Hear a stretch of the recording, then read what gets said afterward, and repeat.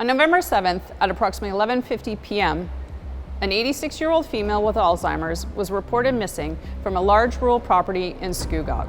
The property is surrounded by outbuildings and large farmland. Her family did not know where she had gone. She did not have a cell phone, she was not dressed for the weather, and no access to a vehicle. Durham Region is the largest geographical jurisdiction in the Greater Toronto Area. We are responsible for policing 2,535 square kilometers, which includes a mixture of urban and rural areas. Members of North Division were immediately dispatched to her residence to speak with her family. Numerous other units began the immediate initial search of her property. Officers stayed with her family to provide them comfort, while the immediate mobilization of all our available resources began. Incidents like this require more than just one resource. The resources we brought in for this incident included our public order unit, Air 1, the use of our drone, as well as of our frontline members and our K9 unit.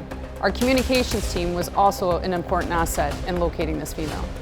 After our initial ground search was unsuccessful in locating the female, concerns grew for her safety as she was not dressed for the weather and temperatures continued to fall below zero.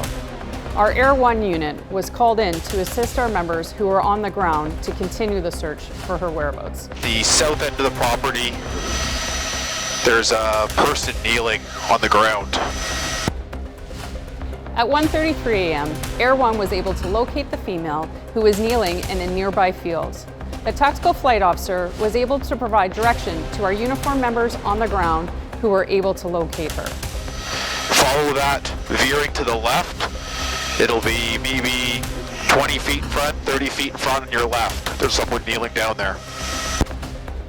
They were able to get her medical assistance, and despite being in cold temperatures for several hours, she is expected to make a full recovery. Because of all these resources we have available, a potentially life-threatening situation like this one was able to have a positive outcome.